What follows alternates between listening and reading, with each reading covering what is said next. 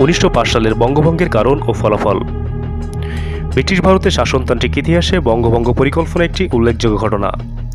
1905 সালের 1 September Lord Curzon পূর্ববঙ্গ ও পশ্চিমবঙ্গ নামে দুটি প্রদেশ গঠন করেন। অবশ্য 1905 সালের পূর্বেও বঙ্গভঙ্গের সুপারিশ করা হয়েছিল।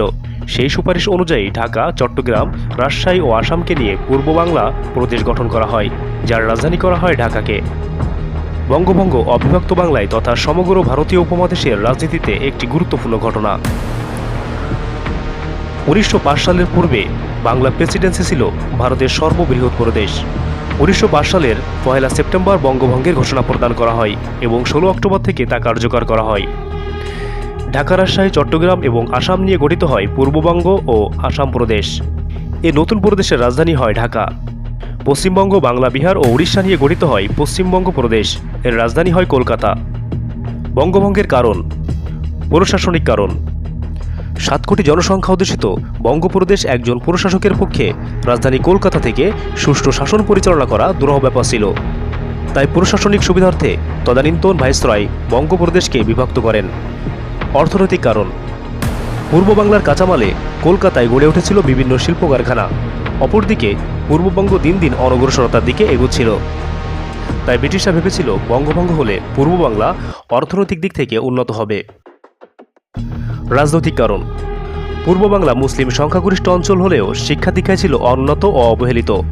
তাই রাজনৈতিক দিক থেকে এই অঞ্চল ছিল পিছিয়ে। এছাড়াও 1885 সালে ভারতীয় জাতীয় কংগ্রেস গঠিত হবার পর মুসলমানদের উপর অত্যাচার চরমে ওঠে। এ সময় পূর্ব বাংলার মুসলমানগণ নবাব স্যার সলিমুল্লাহর নেতৃত্বে নিজেদের অধিকার আদায়ে সংগঠিত হয় এবং পৃথক আবাসভূমির দাবি তোলে। এ দাবি পূরণের ফলস্বরূপ সম্পন্ন করা হয় বঙ্গভঙ্গ। সামাজিক ও ধর্মীয় কারণ। পূর্ব বাংলার সংখ্যাগরিষ্ঠ জনগণের সামাজিক ও ধর্মীয় অসুবিধাদির কথা বিবেচনা করেও বঙ্গভঙ্গ করা হয়।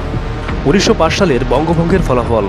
কতগুলো সুনির্দিষ্ট কারণেই 1905 সালের 1 সেপ্টেম্বর বঙ্গভঙ্গ করা হয়।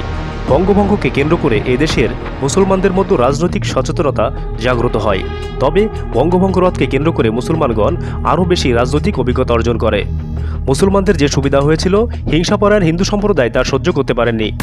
তাই স্বার্থবাদী গোষ্ঠী বঙ্গভঙ্গের বিরুদ্ধে সন্ত্রাসমূলক কার্যকলাপ শুরু করে। হিন্দু মুসলিম বিদ্বেষ।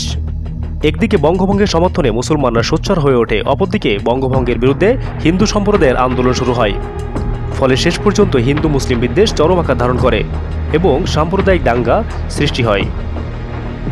মুসলিম লীগের জন্ম। বঙ্গভঙ্গ কার্যকর হওয়ার পর তা নানামুখী প্রতিরোধের সম্মুখীন হয়। মুসলমানগণ আলাদা একটি রাজনৈতিক মঞ্চ তৈরি করার মানসে 1906 সালে মুসলিম লীগ গঠন করে। পরিশেষে বলা যায় যে বঙ্গভঙ্গ পূর্ববঙ্গের গণমানুষের মনে এক নতুন আশা ও উদ্দীপনার সঞ্চার করে।